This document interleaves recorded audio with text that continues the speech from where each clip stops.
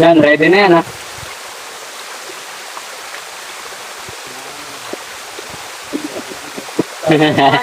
Guys, welcome back guys. After 3 weeks, yung isa wala eh. Di namin natagpuan yung isa kung nasa napunta yun eh. Pero guys, welcome to our episode 7 of Nature's Podcast. Yun. Ha? Brick. Konting trivia lang sa mga buhay. Ikaw bola, ganap mo sa anong nangyari sa buhay mo? No. Guys, no, mga nangyari, mga past day na nangyari. Past day. Mga puro ML lang. Kasi maulan, may bagyo. Ano pala anong tawag dyan? Bumagyo, tas ano pa nga yan? Wala akong pasok. Baha yung Marikina. Pero ngayon, nasa kami, San Mateo pa rin to eh. Parting to ng San Mateo. Hindi ko alam.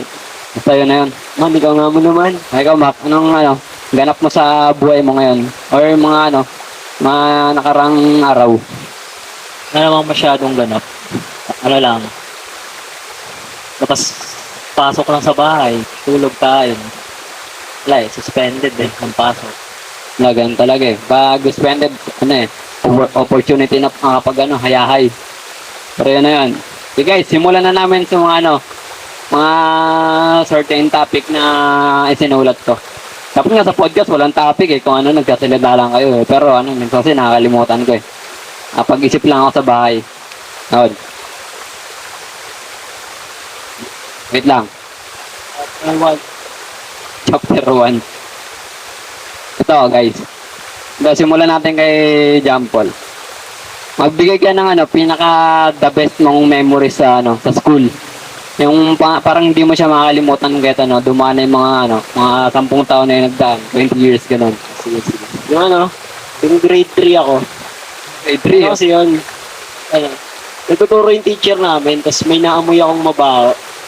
Tapos sabi, sino yung umutot? Tapos naghahanapan na. Tapos yung ginawa ko, hinahanap ko yung sinundan ko yung amoy. Tapos yung mga second row ko, nakita ko yung kaklase ko kinakabahan. Tapos namumutla. Shoutout ko ba yung pangalan? Wala. Si Bren. Ano yun? Nakakabahan siya, tapos sabi ko, ba't ang baho dito? Sabi ng mga tabi niya, nakatakit na ng ilong. Ito ata yung umutot eh. Sabi, sobrang hiya niya. Tumakbo siya palabas ng CR. Sabi, pag-alis niya, may tae sa upuan niya. Sobrang healthy, tawa kami ng tawa. Tapos yung teacher namin, di na alam yung gagawin. Tapos yung kaklase namin, bumalik.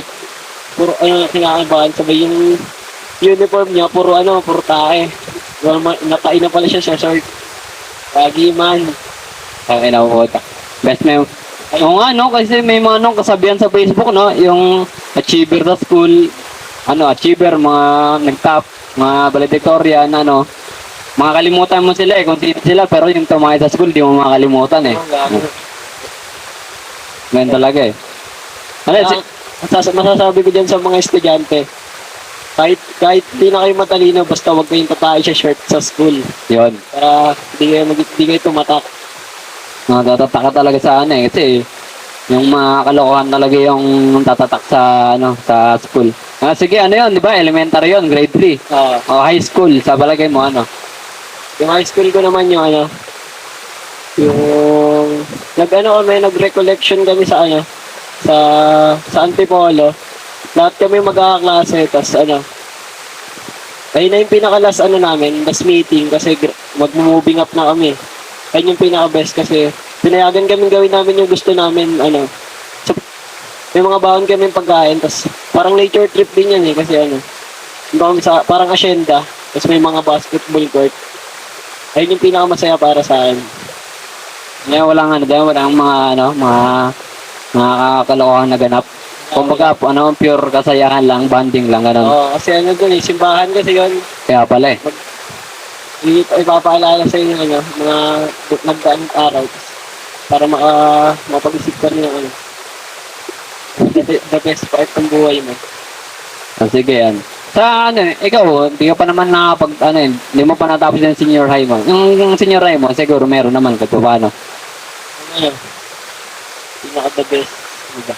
Kahit hindi naman sa'yo, yung kanya sa klase mo, may nangyari sa kanyang hindi maganda. Hindi maganda mo. Wala eh. Wala. Ano na lang, yung ano, pinaka nakakatawa na pangyayari. Kumakain kami nun sa ano, sa kantin. May dumang babae. Tapos, ano, nilapag niya yung wallet niya. Yung paggawa niya, nakuha ko yung 20 niya. Shoutout sa'yo, te. Sorry. Sino yun? Sino? Kaya alam mo, Taga-kabilang section eh. ang kabilang section. Maganda ba yun? Sakto lang. Sakto lang. Pwede. Pwede, no? Saan? Ang tanong kasi kung naglalapag yung pera niya, nakalimutan niya rin siguro. Hindi niya hinahanap eh. Yun na yun. Pero, ano, good luck sa senior high. Sana, ano, matapos mo ng matiwasay. Kahit pa paano. No? And siguro yan, lipat tayo sa next, natin. So, ikaw, Mac. Anong best memories mo sa school? Elementary. Hindi. Elementary pala muna. It's memories. Ako yung memories eh. Grade 1. Kasi,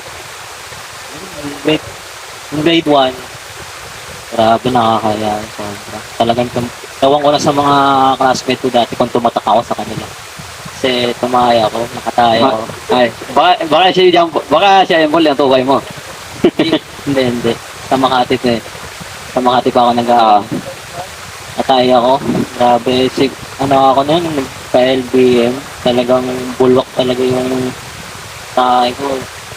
Pati yung CR sa school, grabe. Kalat ako. Ganun talaga pag elementary, no? Parang hindi kahit parang wala pa ganong hiya pag elementary. Parang wala ka pang ego no? Masaklap lang kasi yung basa. Hindi buo. Oo nga, no? Okay lang sana kung buo Parang hindi pa kakalat sa pot. Ako yung naging memories. Kaya pala Ay, talagang hindi ko makakalimutan. Literal na talk shit The rest, elementary life ko, wala naman. Okay naman, masaya naman halos lahat. Pero at least sa Makati doon nangyari yan. Siguro pag dito nangyari yan kasi medyo yung tao pag public halatang parang yun talaga maiisip nila, parang napaka-nonsense mag-isip kahit elementary mo kahit elementary. Bawas angas sa akin. Ayun. Maalala nila ako. Literal talaga maalala ka nila nun. Pero wala Ganun talaga yung pangyari. The best pa rin kahit paano. Ganyan kaganapan. Sa high school mo, ano yung mo? Magandang nangyari or best? Halos lahat naman the best. Pero kung tumatak sa akin yung first cutting ko, grade 8. Grade Grade 8? First cutting, grade 8. Tapos, grade 9 pala yung naalala ko. Nag-cutting ako noon. Yun din yung pinakaunang ginom kami ng alak. Ayun na yun. Kasi high school doon na talaga mag-start ng inuman Bisyo. Pwede. Saka yung best memories, siguro, grade 9 talaga mga tropa ko. Grade 9. Talagang solid kami. Buo kami talaga. Ang dami namin. Yung bubabanting talaga kami. Talagang napaka-solid nila. Pero, ngayon, unti-unti na sila. Kung alam mo. Pero, okay lang. Naintindihan ko. Okay. Habang namatagal na paunti tayo ng paunti, di ba? Kung sino na lang yung nandyan, sila na lang yun. Sila. Senior, wala. Senior high kasi, online class Senior high naman, puro online. Dalawang 2 years, puro online lang. Nasa bahay lang ako nag-aaral. Tapos, pero meron din naman akong kahit paano memories. Na, ano yan?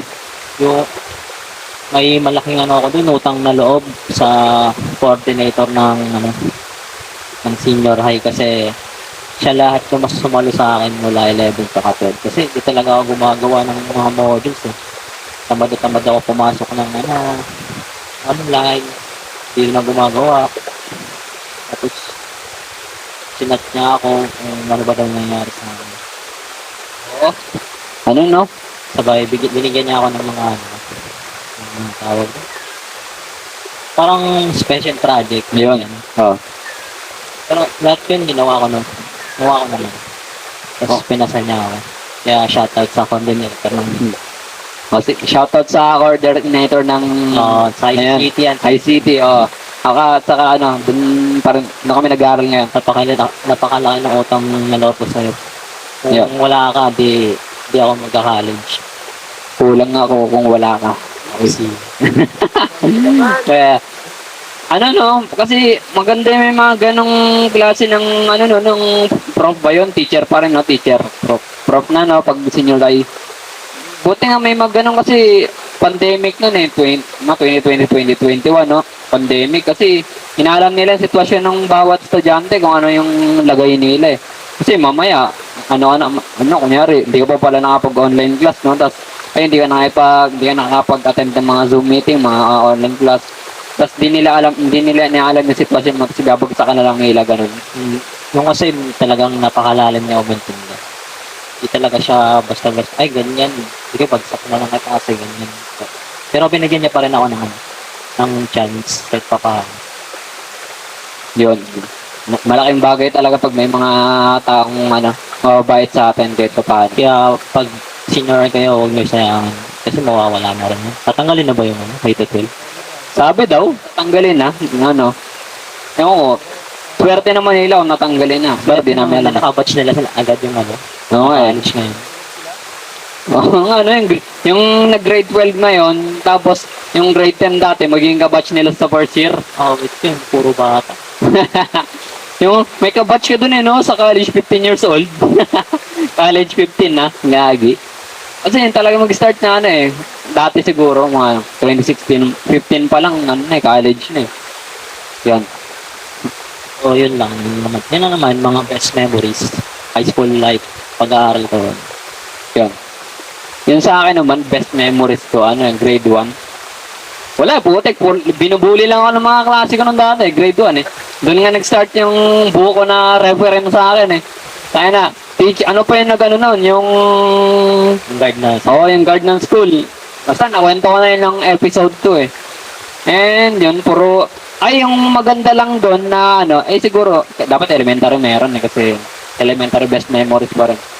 Nung ng elementary, galing ako, section, grade 5 ako, section B ako, tapos naglipat ako ng section A kasi bobo ko nga nun eh. Tapos biglang nagpa-test sa science. Na yun, periodical test na yun, science. Tapos yung mga tingin sa akin ng mga klase ko nun, parang mahinang nila lang ako kasi galing ako ng grade section B.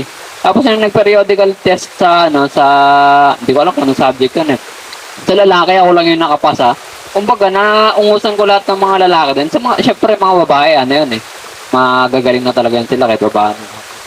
Oo, sa lahat ng lalaki sa section A, sa grade 6, ako lang yung nakapasa sa periodical. Ewan ko, naka-proud lang kahit paano kasi basta hindi naman sa pagbabayamang. Tapos di naman ako matalino, hindi naman ako academically well.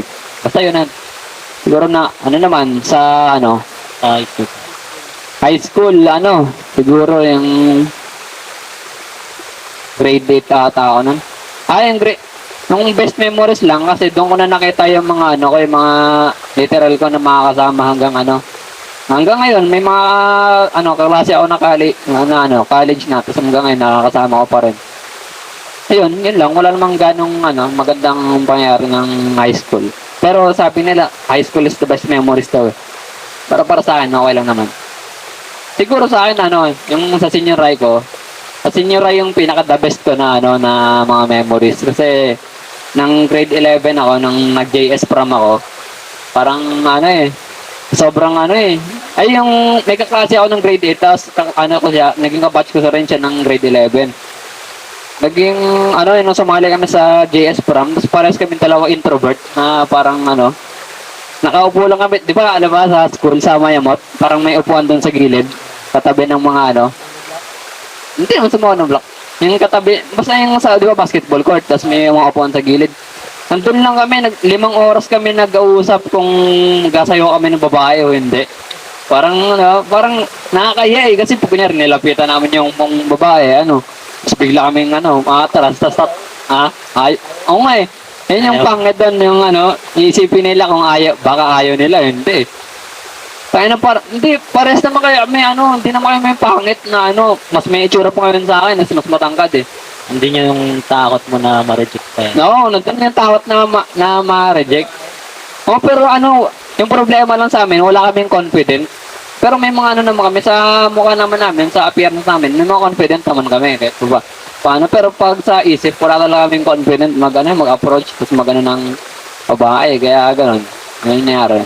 5 oras kami nag-usap, tapos yung ginawa lang namin nun, nag-ano na lang kami, nagbigay na lang kami ng tubig sa mga ano, mga napagod na sayaw. Tapos yung Waterboy.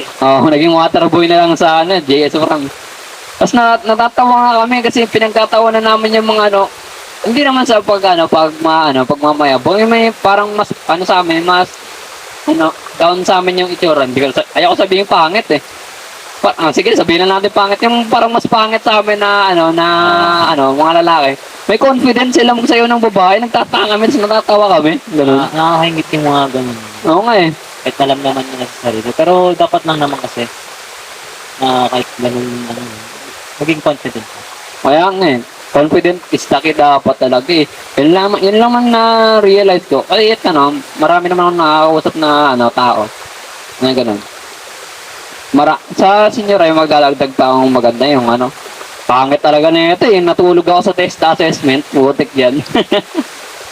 That's that. Oo, kasi birthday ko noon eh. Birthday ko ng March 18, birthday ko, March 19 yung test assessment. Siyempre, may mga konting kasayahan. Tapos Kaya yan, naginom tayo. Oo, yun. Oo, gabi yun. Kinabukasan pa na test daw mo. Oo, and onting inuman lang yan. Kahit pa paano, siyempre, masay birthday. Oo. At saka once a year lang yun. Tapos, anong oras na tayo natapos nun? Mga siguro, alas 3. Oo, alas 3. Tapos yung test assessment, magsisimula alas 5. Kailangan alas 5 nandun ka na. Late pa ako 1 oras eh. Alas 6 na ako gumising. Sabi, sir, habol ako. Pagkarating ko dun sa test assessment, sa Antipolo yan eh. Pagkadating dun, nakatapos naman ako, na-try ko naman bumangon kahit ba. Pagkarating dun, ayun, nakatulog lang ako. Walang nangyari. Basta alam yun ng mga klase ko sa senior high. The best memory sa akin, pero parang walang kwenta. Sige, lipat tayo sa may ibang tawag. Ito, medyo mahirap tong topic na to, parang maiisip pa siya ng kasi magagamitin talaga natin yung isip natin dito eh. Sa'yo, Paul, gaano ka importante sa'yo yung mental health? Para sa akin, yung mental health natin, yung siya yung pinaka-importante sa lahat kasi pag mahina yung mental health mo, mahihirapan ka makasabay sa iba. Parang ida-down mo yung sarili mo kasi parang mas angat sila sa'yo. Di mo alam yung mental health? Parang yung ang utak mo, parang yung paano mo ma-maintain yung peace of mind mo sa likod ng mga maraming Okay.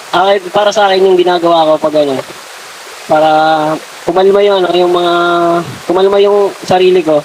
Kunyari, may pinagdadaan na problema, na-stress ka na. Yung ginagawa ko lang nagpo-focus ako sa solution. Yun. Solution. Kasi pag iisipin mo yung problem, pag iisipin mo nang iisipin, mas lalo ka may stress eh. Pero ang dapat mong gawin mo yung mga solution. Kunyari example, family problem. Yun. Siyempre gagawin mo yan magmumukmo ka, parang nahiya kang lumabas. Pero mali, kasi mas lalo kang mahihirapan pag yun lang yung ginagawa mo. Ako kasi ginagawa ko pag may ganun. Lumalabas ako, naglilibang ako. Ginagawa ko na yan, nagbabasketball ako, nag-ML. Ganun, para kamalmay yung sarili ko at saka makalimutan yung mga pinagdadaanan ko sa buhay. Yung grabe, no? Yung ano, may solusyon na agad siya kung paano yung ano. At ano, masingit ko lang konti, ano. Kasi, ano eh, ngayon, ano na talaga yung mental health awareness ngayon, Bol. Ano na, yung parang marami ng kailangan na ng mental health awareness, mga ano. So yan, mga, ano, ituturo sa kanila. Sa tingin mo, kung sa sarili mo lang, paano mo, ano, ayusin yung sarili mo kahit walang, ano, advice galing sa ibang tao? Ang gawin mo, ano, i-motivate mo yung sarili mo. Kanyari, may nakikita kang ano, nagsasucess na sa buhay. Tanungin mo, kaya ko ba to? Tapos, dapat sa sarili, alam mo na ano kaya mo. Kasi pag may inggit ka kasi, mas lalo kang walang mararating. Yung gayahin mo na yung, ano, yung mga ginagawa ng ibang taong nakakangat sa'yo. Magtanong ka kung anong experience nila, kung paano nila naabot yung mga nakukuha nila ngayon. Tapos gawin mo yung lesson para kayanin mo rin. Maabot mo rin yung mga mga narating nila. Yan. The best na. And sige, lipat tayo sa ano natin. Wait lang, tingnan natin kung gaano yung ano, mag-play yung video. Oh God, dilim. Kaya na, bilis at hindi minutes na.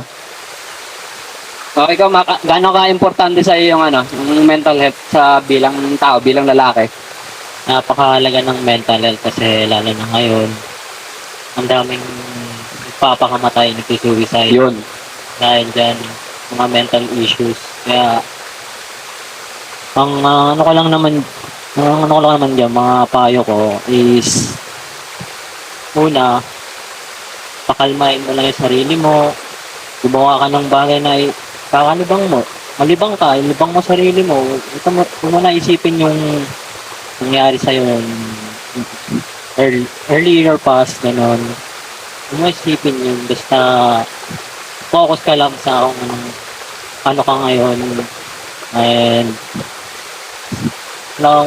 pero di kasi ako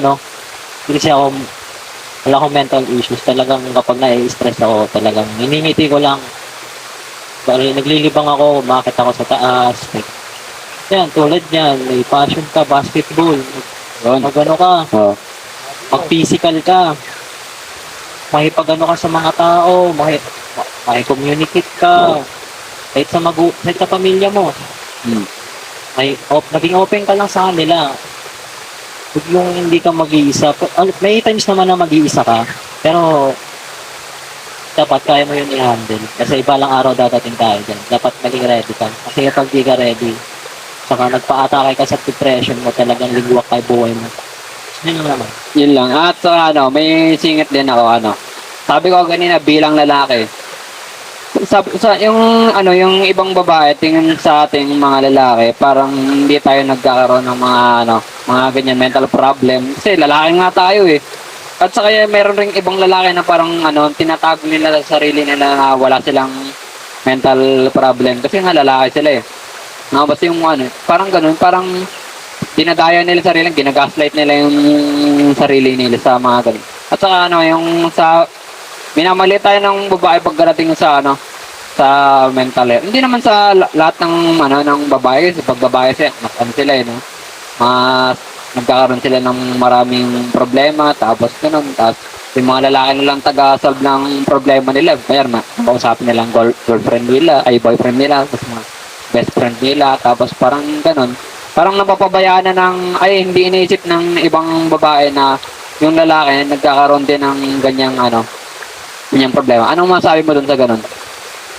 Din sa, ano ba yung ano? Yung masabi mo sa mga ibang tao na hindi inaano yung problema mo, parang sila lang dapat ikaw lang mag-advise sa kanila, tapos hindi kasi kasi ikaw na lalaki, parang hindi nila inaano yung problema mo, hindi nila binibigyang pansin, ganun.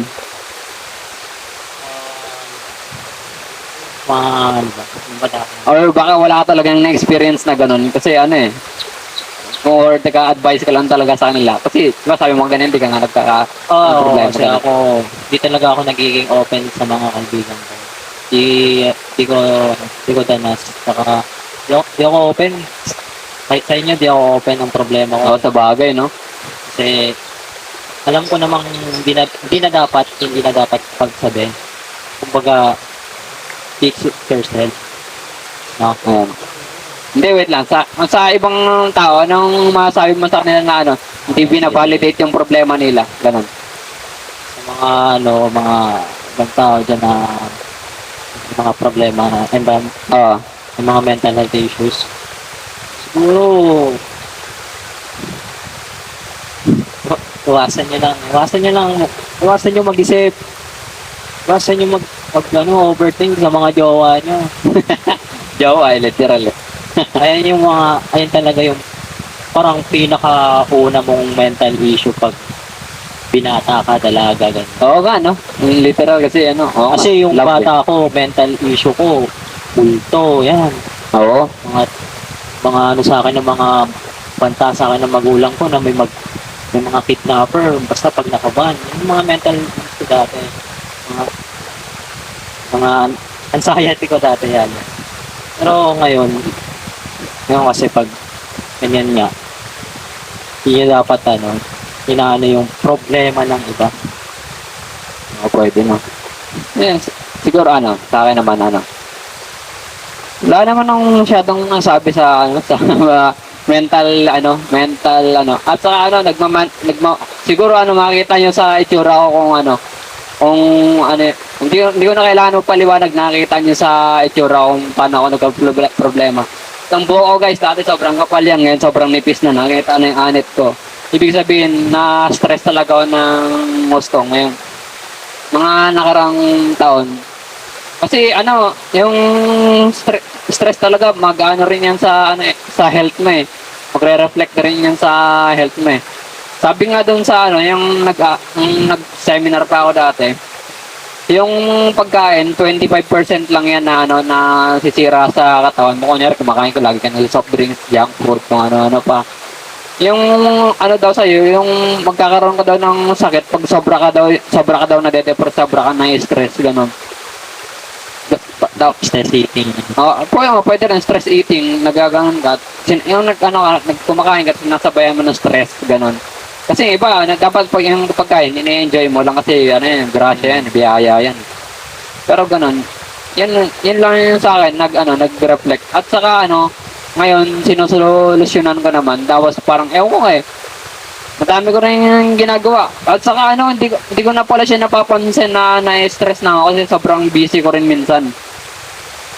Marang napabayaan ko na yung sarili ko kung paano yung, kailangan pala, intindihin ko rin yung mental state ko, ganun. Kasi sobrang, grabe yung minsan nga, di na ako natutulog, sa ganun. Basta yun na yun. Alam niya na kung yung mga doon. Diferensya. Wait lang. Ito, biglang ganito ang buta. Ha? Ay, sa'yo muna, Paul. Napapansin mo ba, pag yung babae maganda, ang dami niyang kaibigang lalaki? Napansin mo? Napansin, yung sagot dyan, kaya maraming lumalapit sa babaeng maganda. Kasi tingin ng mga lalaki, hindi naman lahat parang hindi ko nila lahat pero pag ganyan, parang magiging mindset, may mga lalaking may pagnanasa din sa magandang babae. So, totoo lang. Sa totoo lang, real talk na, real talk. Kasi may mga kaibigan din ako babae, marami akong kaibigan babae. Minsan nga sinasabihan ko sila May isa akong kaibigan, nakaraan din na sinabihan. Kasi masyado siyang klinis sa lalaki. Masyado siyang madikit. Tapos dadan. Taradaan niya? Taradaan? Gaano ba kami? Sensya na. Ilang boss? Wait nila interviewan pa kami dito Ha? Try mo nga.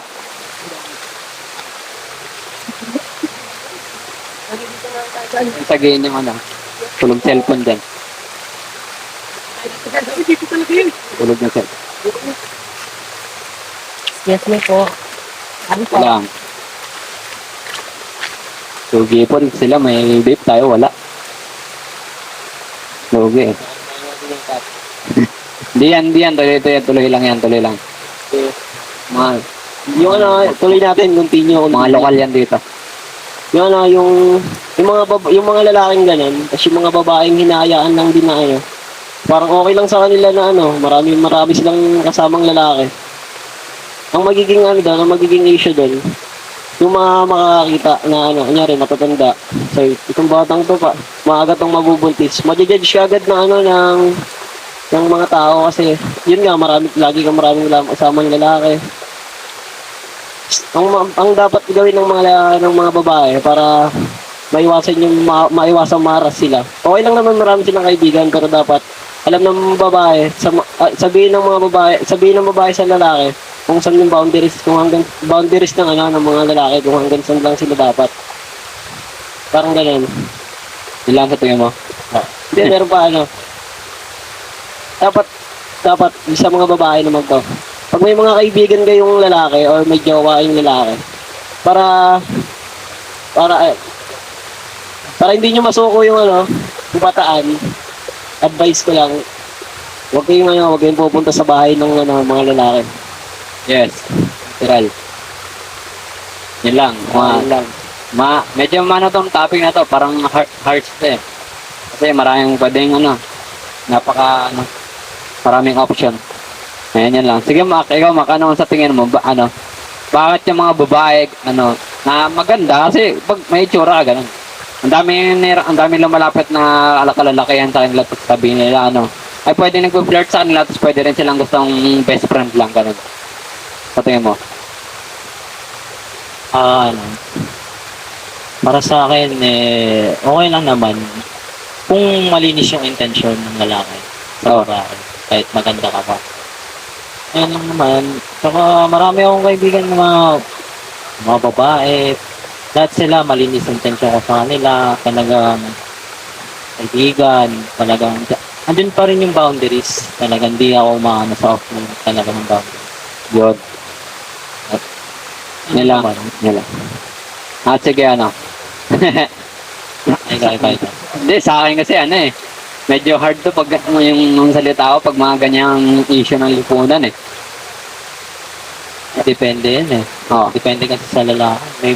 May dalawang mood yung lalaki. May maganda, may masama eh. Oo. Oo, may dalawang mundo talaga yung lalaki, ganyan. Ngayon sa panahon ngayon, yan, nauuso na yung mga kung ano-ano nung nangyayari.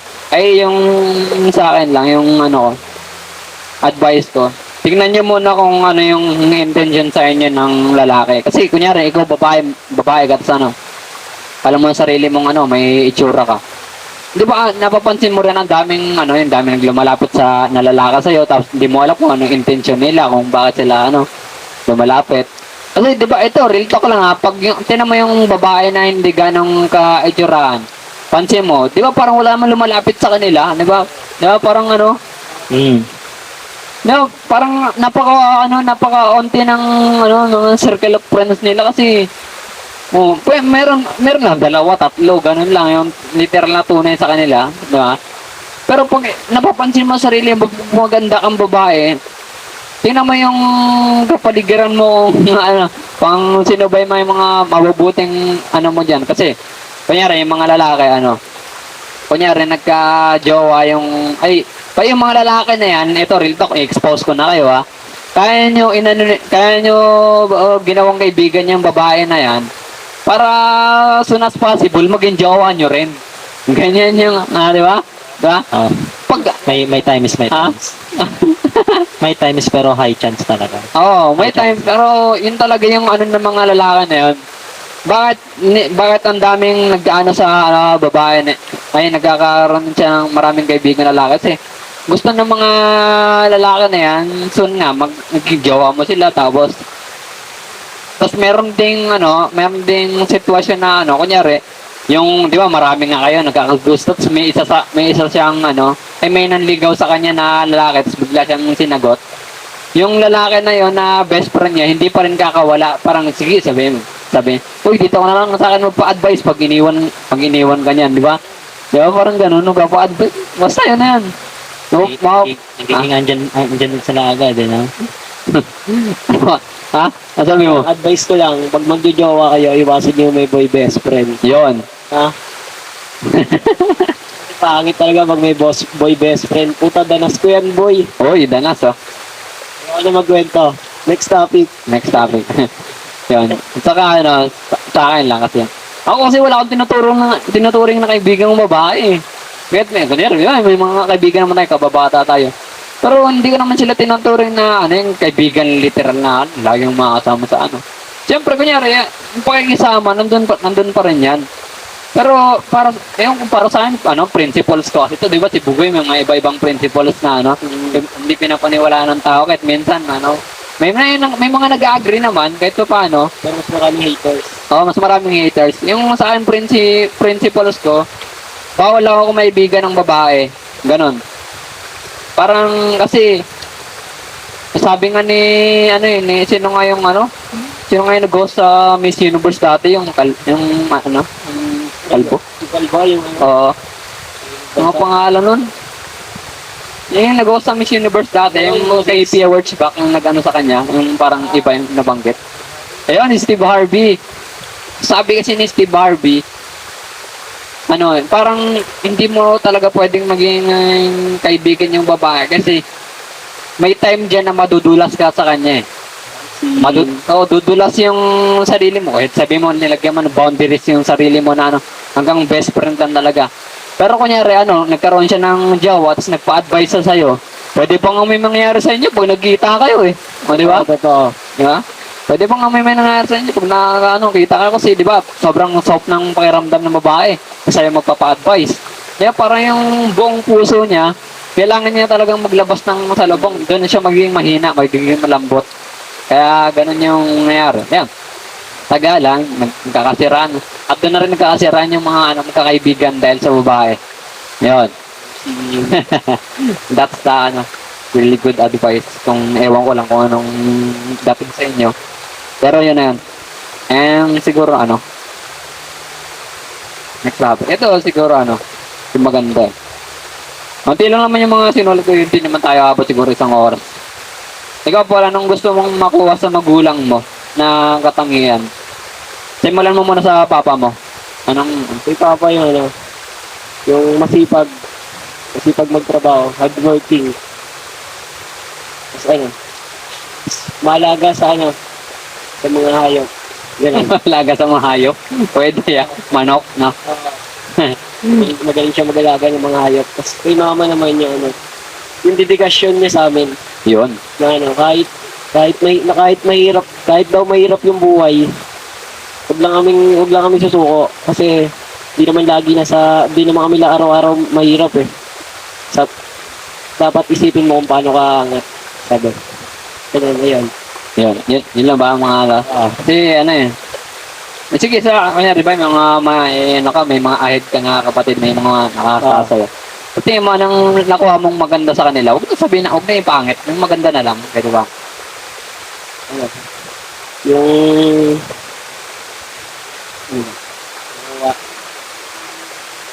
parang wala eh. Wala.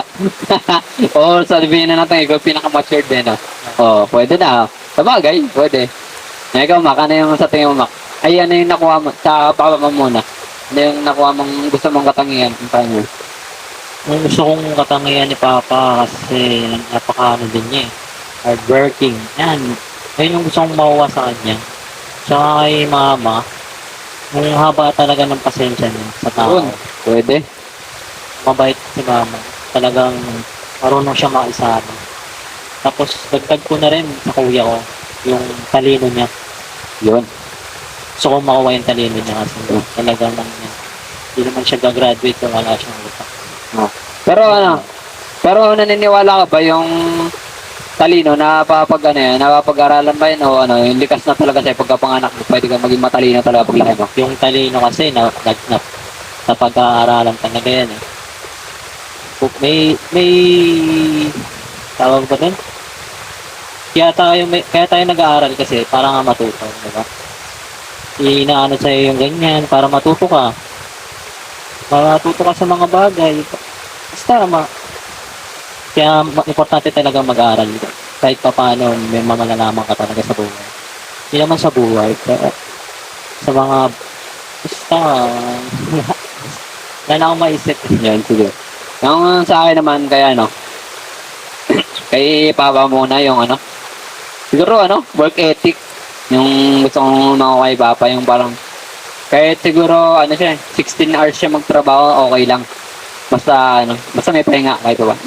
Ganun, yung work ethic, yung parang tuloy-tuloy na trabaho, so, na parang ganun. Kahit kung nakita ko si Papa, minsan din na nagpapahinga yun. Pahinga na lang yung tulog eh. Yan, parang ganun. Naos yung ano, ayun, work ethic pala, yung sinabi. Siguro yung kay Mama naman, ano, gusto ko, ay yung kay Papa, gusto kong, ano, nakukuha ko yung mga ano ni Papa, na-adapt ko yung work ethic ni Papa. Yung kay Mama, mahirap i-adapt yung pagiging, ano niya, cleanliness sa trabaho, tapos, ano, All around, no? all around, tapos, siguro, gusto kong makuha yung pagiging, ano ni Mama, yung extrovert eh. Yung, ano, yung gusto kong, yung parang mahilig siya makipag-usap sa mga tao, sa mga, ano, pwedeng kliyente, pwedeng business partner.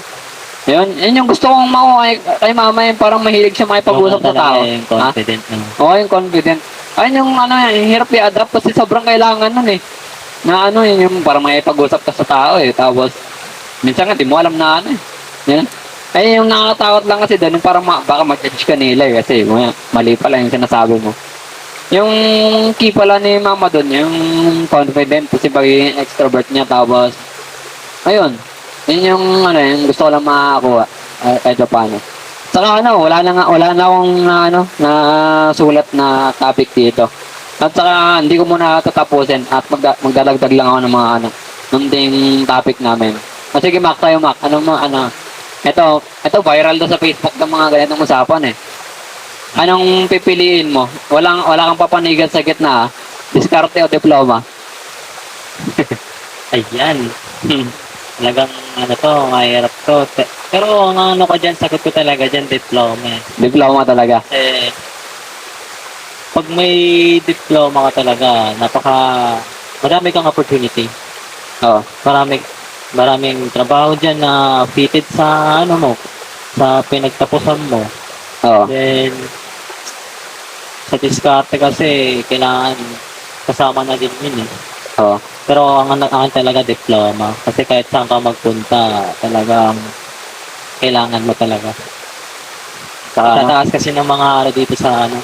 Tsaka pag wala ka kasing, di naman sa minamalit ko yung hindi ka nag-aral. Di mo alam saan ka mag-uumpisa eh. Oo. Parang yung wala ka talagang ano, tawag mo din, parang wala kang direksyon. Hindi, wala mo saan.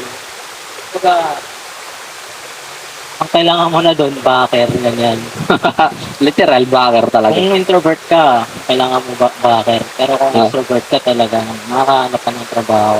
Hmm. Pero kasi kapag may diploma ka, napakadaling maghanap ng trabaho. Yes, tama.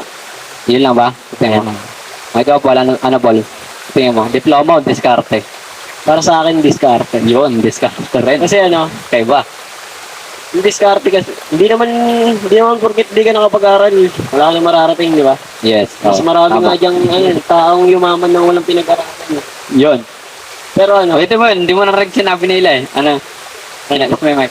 Ano yan? mas maraming tao dyan na yumaman na hindi nakapag-aral. Yun.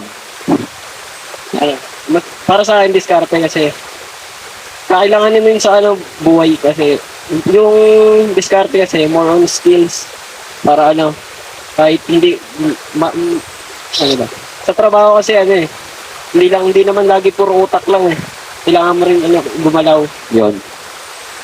para maging qualified ka sa mga company, hanap ka nilang experience, di ba?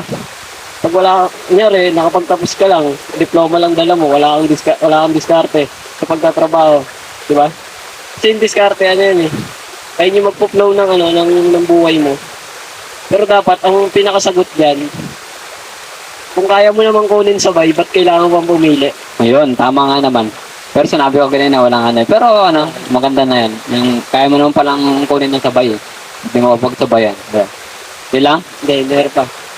Magiging sagot yan, Hindi naman lahat ng tao kayang makapag-aral eh. Yan, literal. Oo. Kung isa ka sa mga taong nangangapa pa sa buhay, pilitin mong dumiskarte para makapag-aral ka. Ayun yung pinakasagot ko. Oh, yun. The best. Ayan, the best yun ha. Maganda yung, the best yun. O, ikaw naman, Per. Sa akin, Diploma o diskarte? nakadepende sa sa akin, diploma, diskarte, masyadong ano eh. Siguro kung wala ako sa Pilipinas, diskarte yung pipiliin ko. Yeah. Diskarte yung pipiliin ko kung wala ako sa Pilipinas. Pero kung nakatira ako sa ibang bansa, diskarte yung pipiliin ko. Kasi dito, nasa third world country tayo eh. Hinahanap dito, diploma. Kaya yung diploma, tapos pag nag-empleyado ka, binil talaga yung school para magkaroon ng mga employee. Yun. Hindi para magkaroon ka ng negosyo, sarili mong negosyo. Di na kaya, Yan, binil talaga yung school para, magkaroon ng maraming empleyado, tapos ganyan. Kaya, ayan, nasa Pilipinas ako, pinipili ko yung diploma, ganon. At saka kailangan rin naman talaga natin na mag-aral kahit kahit sobrang hirap sabi nung tatapusin mo yung 4 years. Yun, kailangan talaga ng school, kailangan mo ng skills ng matutunan mo eh. At sa akin, siguro kung wala ako sa Pilipinas, diskarte yung pipiliin ko kasi sa ibang bansa, mas hinahanap yung skilled workers kaysa sa diploma mo. Sarap talaga magtrabaho sa ibang bansa. Hindi sila tumitingin sa natapos mo. Mapopromote ka kahit hindi ka nakapag-aral, basta mahusay ka sa trabaho. Yun. Sa Pilipinas kasi putik na yun. Pag di ka nakapag-aral, contraction. Depende. Kasi, depende sa mindset mo kung anong gagawin mo. At, ayun ang At siguro kung sa ibang bansa ako, ganun yung mangyari. Kasi, papel lang sa ibang bansa yung, diploma. Parang basta hindi naman nila inaano yung pag-aaral kasi nandun may mga matataas na school sa ibang bansa eh. Yan, kumbaga yung diploma sa ibang bansa, second option na lang. Yes, oo. Second option lang yun. Sa ibang bansa ka, first option mo talaga doon starte. Kasi pagdating mo talaga ng 15, independent ka na ng tao. Oo nga. Sa ibang bansa. Yun pala malaking factor din yung kultura kasi dito sa Pilipinas, kahit nga sabihin natin 30 years old ka na, nakatira ka pa rin sa magulang mo, okay lang eh. Parang gano'n, nasa poder ka pa rin magulang mo, okay lang. Pero sa ibang bansa, pag maabot ka talaga ng 18, kailangan mo nang umalis sa bahay mo para natuto ka ng Talagang talaga na yung anak nila, talagang sinasanay. Oo. Hindi nila ini-spoil. At ayun, siguro dahil na rin sa kultura na yun, kaya kunyari 18 pa lang, dapat nagtatrabaho ka na. Siguro dun mo makukuha yung skill set na hinahanap mo para magkaroon ka. Kasi nasa nasa streets ka, nasa city ka eh. Wala ka sa bahay mo, wala ka sa comfort zone mo, di ka makakatulog. Kung gusto mo matulog sa kalsada, pwede naman. Yung parang gano'n sa kultura pa rin, kahit pa paano. At yun lang. At pa? May mga pa ba kayo? May gusto pa kayong dagdag na topic? May gusto kang idagdag. Ha? Hindi, kayo nga eh. May mga gusto mo ba kayong pag-usapan na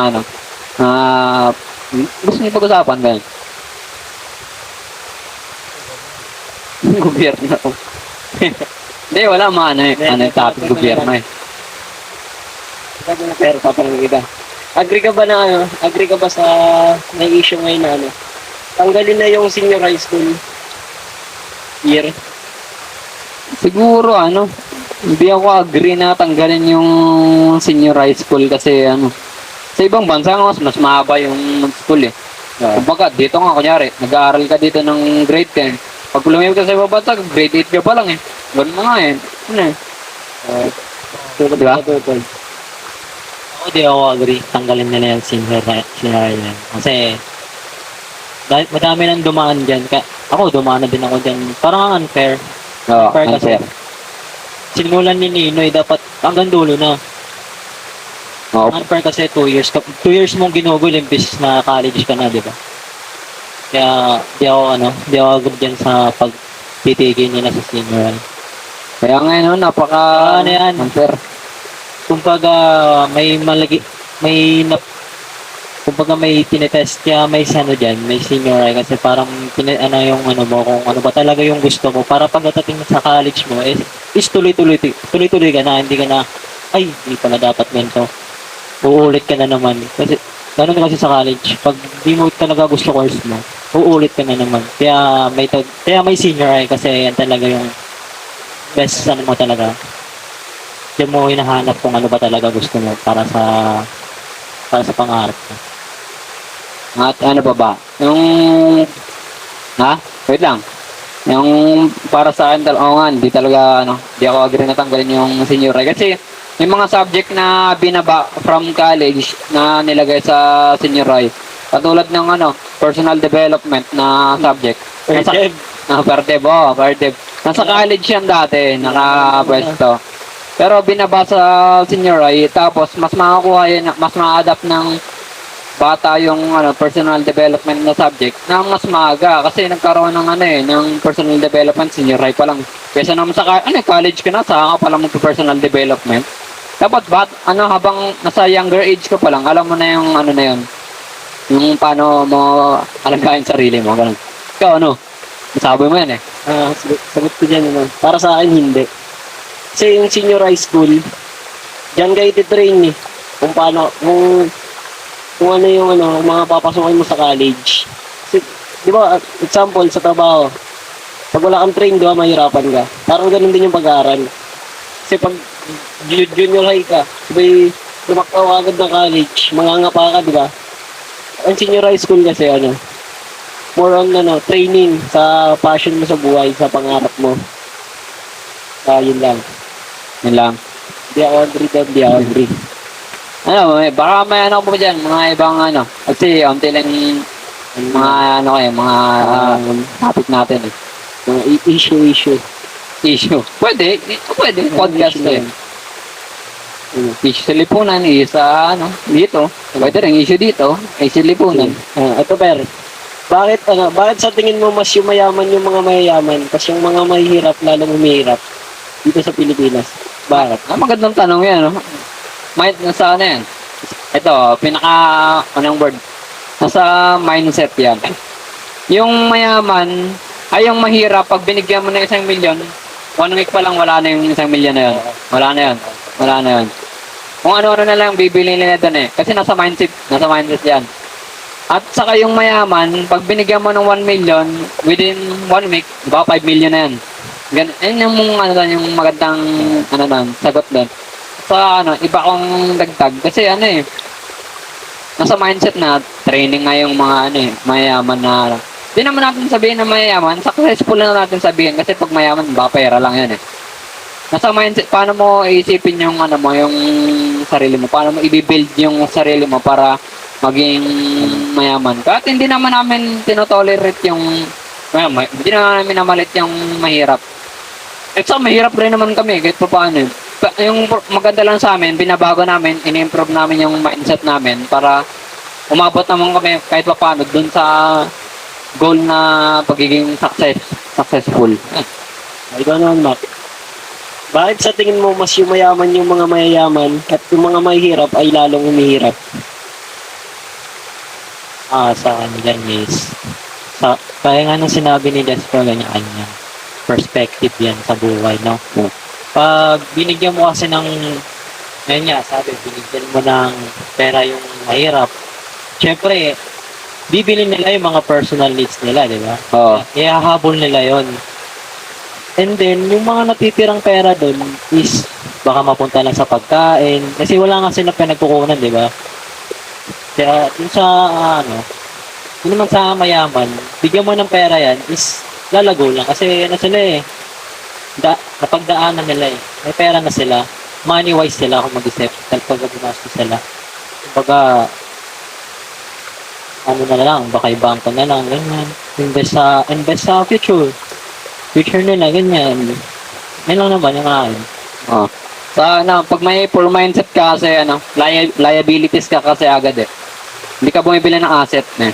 Alam mo yan, asset and liabilities, alam yan. Kasi yung liabilities, yan yung mga mga luho mo lang. Kunyari, depende naman kung saan mo gagamitin. May mga ano naman ngayon, may mga things naman na ano, pwede mo siyang gamitin bilang asset, pwede rin liabilities like kotse.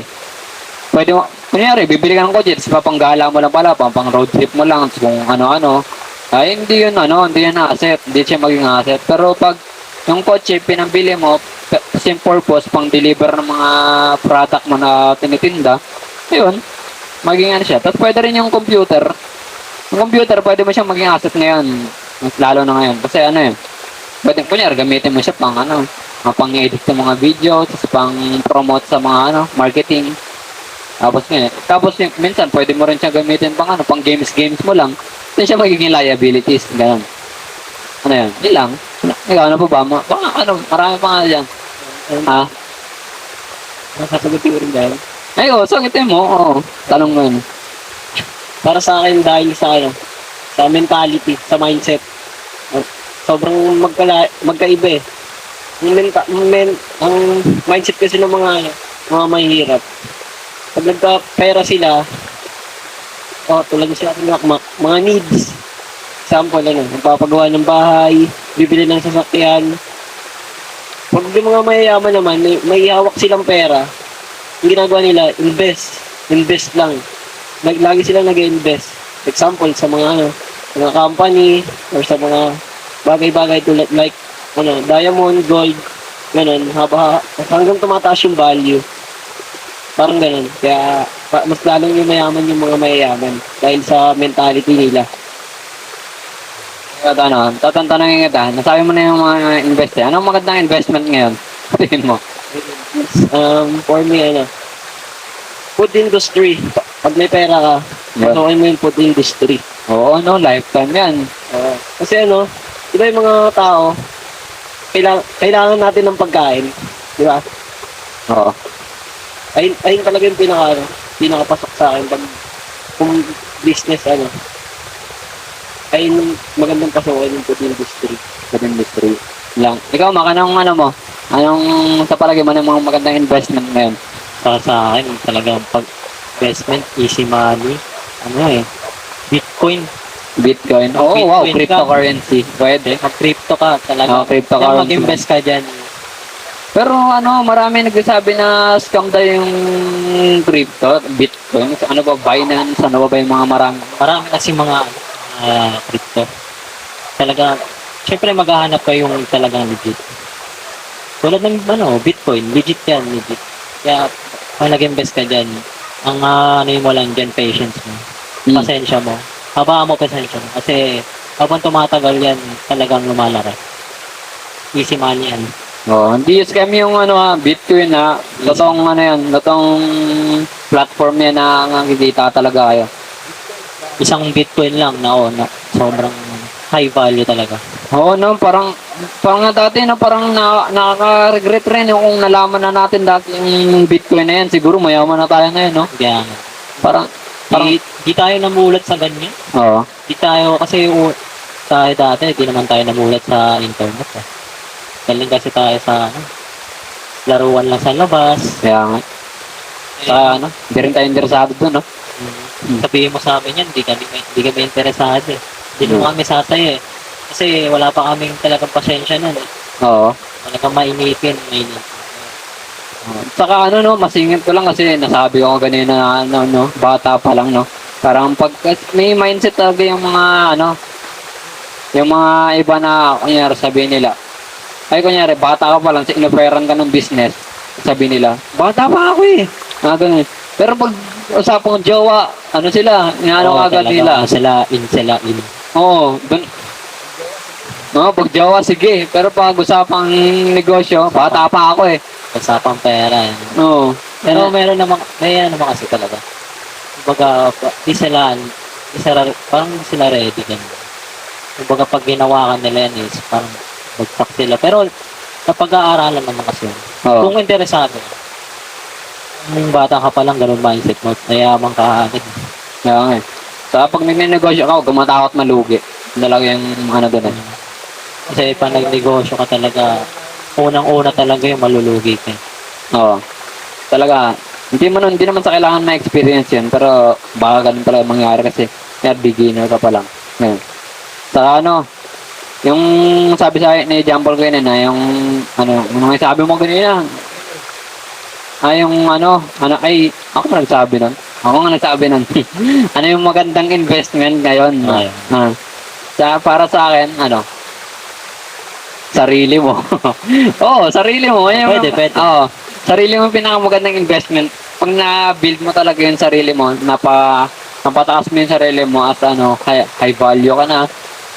Tapos na maganda na yung mindset mo. Yung self-esteem. Oo.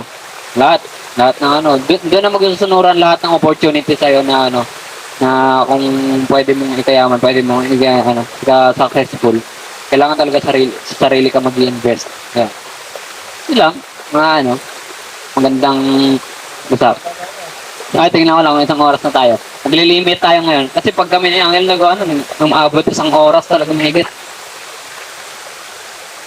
Hindi pa. 55 pa lang eh. Ayan yun. Ano ba anong sa tingin mo? Ano ba yung pwede natin pag-usapan dyan? Mga kahit issue, pwede yan. Issue ng lipunan. First time to nangyari sa Rizal. Yeah, nabalitaan niyo ba yun? Ay, oo. Ngayon lang yan. First time, Oh. dahil sa bagyo, binaha yung buong Rizal. Di ba? First time kasi sabi ng ibang tao, bago daw lumubog yung Rizal, nilubog daw muna yung buong kamay nilaan. Yun, Kasi daw, yung Rizal daw, ayun daw yung pinakamataas eh. Hmm. Pero ang nangyari ngayon, nilubog na una pa. Oo. Parang pansin ko lang parang Yup. wala na akong nababalita ang nababaha sa Marikina. Pas lalo na, ang mas nababalita ngayon yung Rizal talagang lubog na. Kasi alam naman ng dati, kapag sinabi mong Marikina, bahain. Oo. Prone sila sa baha. Pero parang baliktad na ngayon nangyari. Hmm. Siguro yung factor dyan, naging confident yung confident sila na hindi sila babahain, ganon, yung mga tataga Rizal. Kasi isipin nila, mataas tayo, di tayo babahain. Pero yung mga gawain mo, pwedeng ikabaha, like kung saan ka na lang katapon, ganon. Saan na lang tatapon ng basura. Pero tingin nyo, anong naging dahilan bakit lumubog yung Rizal? At tingin nyo lang. Ako sa tingin ko, naging tayo sa Rizal overpopulated Pwede, oo. Dumami yung bahay. May nalaman ako na isa lang siyang sapa dati. No. Tapos naging bahay na ngayon Sa sa Taytay ata yun. Basta isa siyang sapa. Tapos ginawan siya na wala na yung sapa. Naging bahay na siya. Siguro yung nakikita ko yung may overpopulated yung ako ko Oo, kasi yung kasama nga tayong kupang sa top 9 most populated cities sa sa Pilipinas.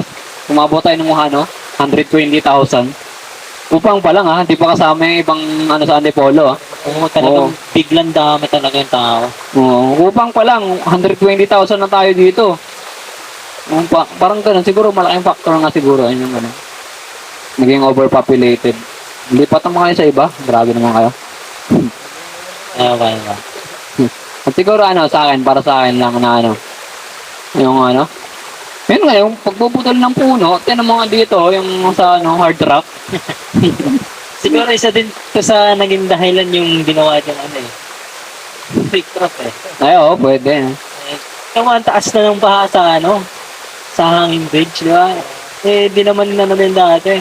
Oo nga, napansin ko rin sobrang Kung napapansin niyo yung sa hanging bridge, sobrang ang taas na ng bahay na sabutin na talaga yung bridge. Oo. Dati hindi naman. Simula yung inayos siyang repair. Siguro ganun. Kasi kung magbabahay, talagang lang Isang na talaga siya. Yung simula yung nilagyan ng repair. Ewan ko lang Oo, may malaking factor ngayon kasi parang bumibilis yung takbo ng tubig kasi, di ba? Yung direction na lang Oo. hindi nakalat. Oo. Pag kasi, pag may mga lupa pa sa gilid, nasisip-sip pa sila ng puno. Kaya ganun, parang umunti na lang yung daloy. Kaya nga problema yan, yung ano eh, yung mga semento, kung ano yung instructor, no? Kung ano ang ginagawa dyan, basta yun na yun. Siguro yun. Next topic, Per. Next topic. Mahaba pa yan, ano ba yung ano?